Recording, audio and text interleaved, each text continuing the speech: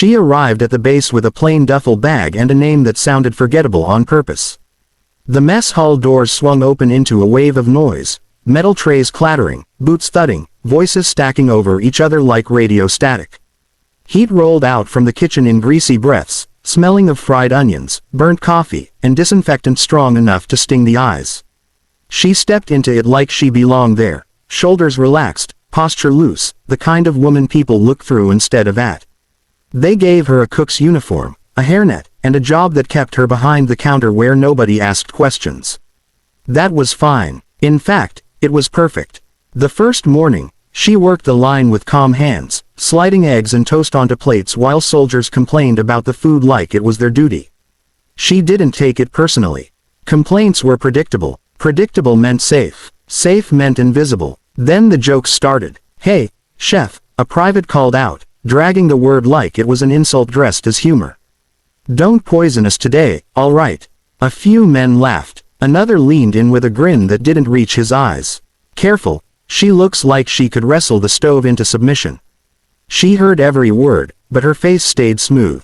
She didn't glare, didn't snap back. She just pushed the plate forward with the same steady motion and said, "Next."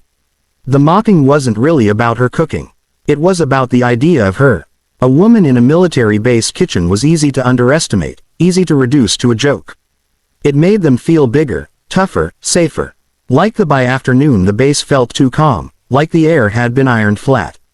The sun hung high and harsh, bleaching the concrete until it looked almost white, and the heat made everything move slower. Guards leaning heavier on their rifles, mechanics wiping sweat off their necks, soldiers drifting toward shade whenever they could. Inside the mess hall, the fans rattled overhead, pushing warm air in lazy circles. It should have been ordinary. It should have been boring. But she could feel the difference. It wasn't in the noise. It was in the gaps between the noise.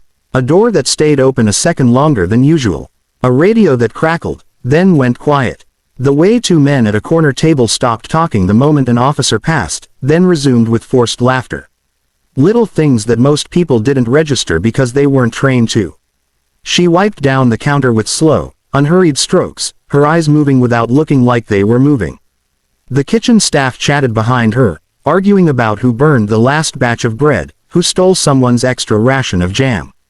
Normal complaints, normal voices, normal life. Across the room, a soldier shoved his tray forward and muttered, "Same food, different day."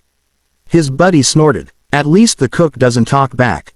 "Right, ma'am." He said it like he was doing her a favor by acknowledging her existence. A few men chuckled again, comfortable in the idea that she was harmless. She offered a small polite smile, the kind civilians practiced, and kept her hands busy. She let them believe it. Let them relax. Because relaxed men missed details. She glanced toward the wall clock above the serving line. The second hand ticked in a steady circle. Her eyes drifted to the back entrance that led to the supply corridor. Then to the side door near the trash bins, the one that didn't have as much foot traffic and wasn't watched as closely.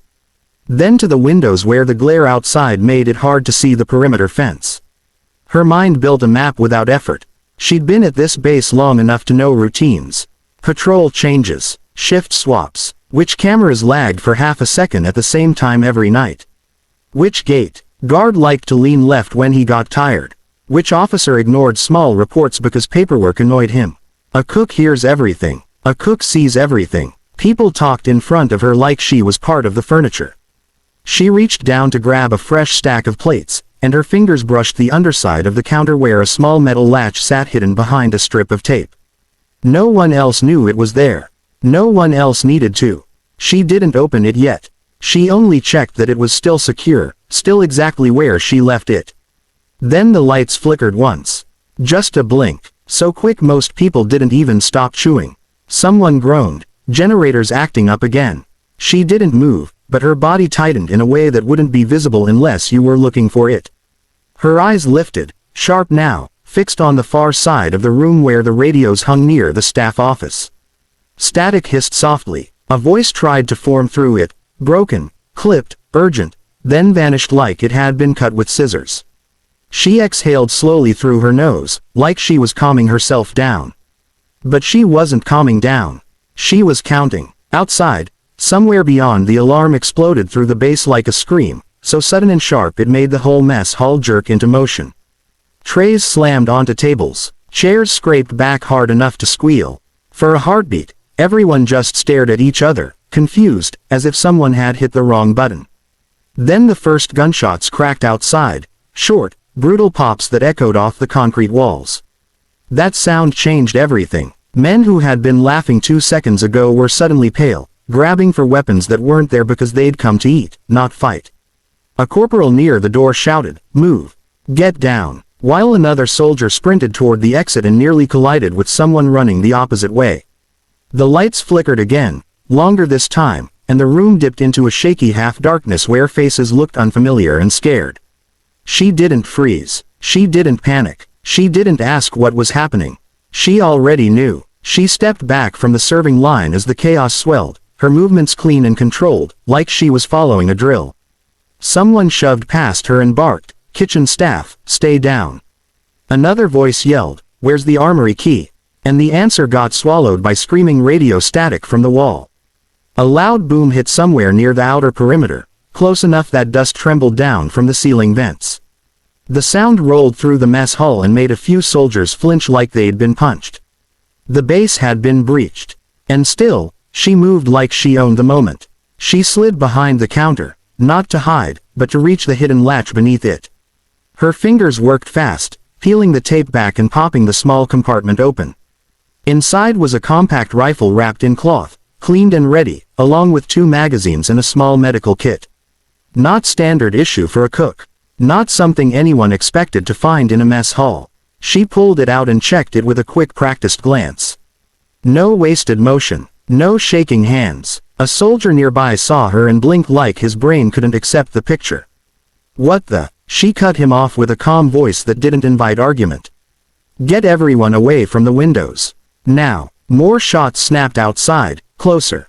The side door near the trash bins rattled as if someone slammed into it. A burst of yelling came from the hallway, then a scream that ended too fast. Her eyes hardened. She moved to the corner of the room, taking a position that covered the main entrance and the corridor without exposing herself. The mess hall had tables, pillars, metal counters, cover and angles. To everyone else it was a cafeteria. To her it was a battlefield map. The door banged again. She raised the rifle, steady as stone. When the handle finally jerked downward, she didn't fire blindly. She waited, breathing slow, listening for footsteps, for weight, for intention. The moment a shadow pushed through, she snapped a warning shot into the floor just inside the doorway, sharp and precise. "Back," she shouted. "Step away." The figure stumbled, startled, and the soldiers behind her finally understood.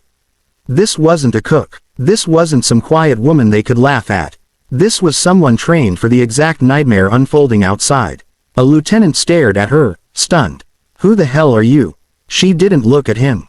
Her focus stayed on the door, on the angles, on keeping people alive. "Someone you should have listened to," she said, voice low and deadly calm. And as the mess hall transformed into a defensive point, the same men who mocked her earlier now followed her commands without question, because when the base was bleeding and the walls were failing, she was the only one standing like she belonged in the fight. If you enjoyed this intense mission story, make sure to subscribe to Her Stories Words for more powerful, realistic, and thrilling stories like this.